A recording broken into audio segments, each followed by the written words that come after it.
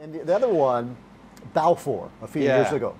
That was you. People don't know this. How did that come up? Okay, go ahead. That's, like you said, that's another organic thing, right? Where stuff happens. I actually did an interview on Comcast about this whole Balfour thing, which is the first thing I did. This was in 2012, right? Okay. So Balfour's named our closer in basically right after I got here. He was named, I started in January, he was named in mid-March because we were playing in Japan that year. People don't remember we opened in Japan, which was like, which was mid-March, right? So it was a lot earlier than normal. Right. So it was our home games in Japan, supposedly our home games. So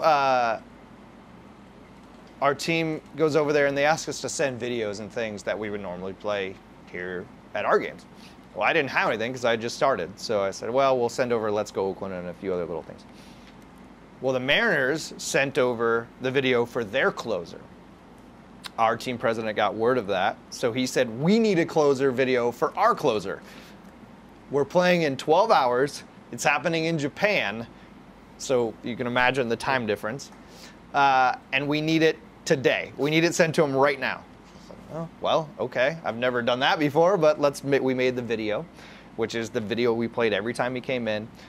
And the fan there's a fan named Will MacNeil. Okay. And he sits out in right field. And for some reason, he's told the story. In 2011, he just started doing this one night when Balfour came in. Just him, by himself. Okay. No music, just with the song, One by Metallica. Okay. Yeah. Okay. So he just started doing this. And when I saw it on video, I said, that's cool. What is that? Why is he doing that? What is he doing? Why is he doing that? So we put it in the video, right? And then Balfour came in. This video that we sent to Japan that never saw the light of day in Japan, I'm sure. But we started using it here when Balfour would enter. Yeah. And our first idea was, why don't we get crazy and just turn the boards off before he comes. Turn all the lights off as much as we can. We can't turn the stadium lights off, but we'll turn the boards off. We'll turn all the ad signs off. We'll turn everything off so it looks like there was a mistake. And then we'll fire it up from black, like this really aggressive music. And so we did that. And we started shooting Will and a few people around him. We showed it in the video, then we started shooting him. Then more and more people caught on and started doing all this, and it just grew and grew throughout the stadium. We started showing people all over the place doing all these, just going crazy, and it just got bigger and bigger and bigger, and that's when we decided, okay, so we need to have more fun with this. So we started flickering the ad lights. We started putting crazy things on the matrix board, with waveforms of the song. Right. All of these things, and just really pushing and pushing and pushing, and then after each time he'd strike somebody out, we'd play a piece of the song, and they'd all get up and go crazy again. We really tried to make it, like, for whatever reason, like a wrestling entrance, and it is the most intense closer entrance you've ever seen. Nothing is like that. I've been in San Diego when Hoffman came in. It was cool. I've been in New York when Rivera came in. They play the music.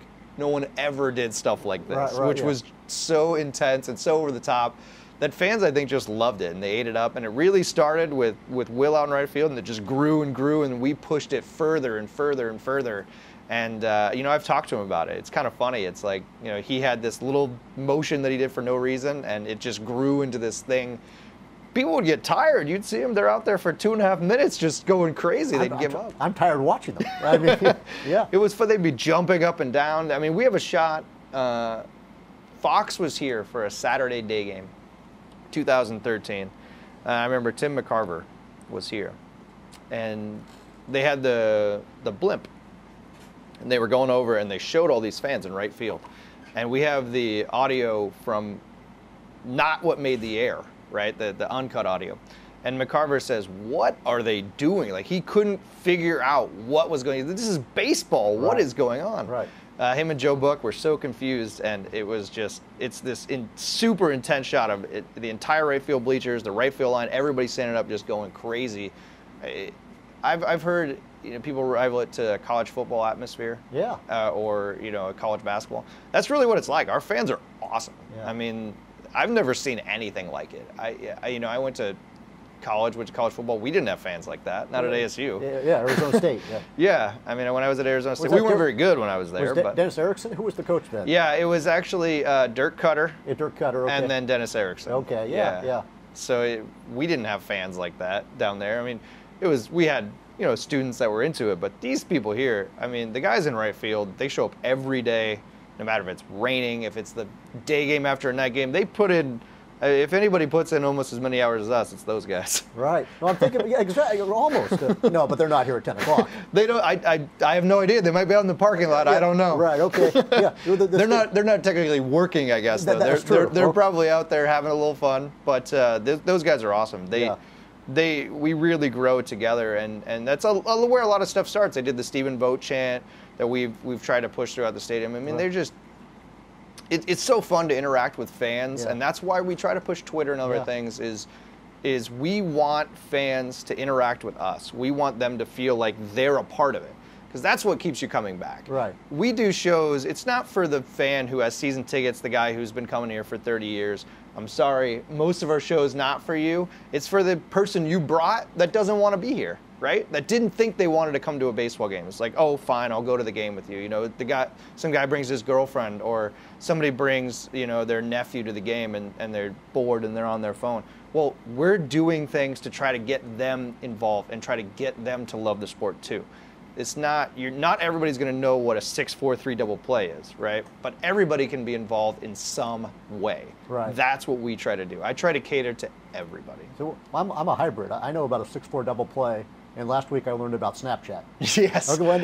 See, and you're right in the middle. Okay. So there's a lot of people that are like that, right? Yeah. You might not come and you might not tweet at the ball game. No. But if you have kids that are in their teenage years, they're going to come and they're going to see Twitter on the board. They're going to go, I want to be involved in that. Yeah. So they're going to tweet. They're going to send their pictures. They're going to send Instagrams. They're going to do all these posts.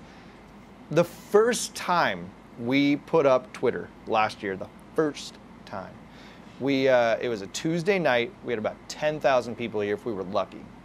Within 10 minutes, we were trending worldwide, our hashtag, at the Coliseum. And people were like, what is going on? How did this happen? It's just because it's interactive. You can see your tweet up there within 5 minutes. It's what people want to do. Do you remember the hashtag? Hashtag at the Coliseum. There you go. Okay, fair enough. Well, let's take a break, and we'll come back and talk more. This is fantastic.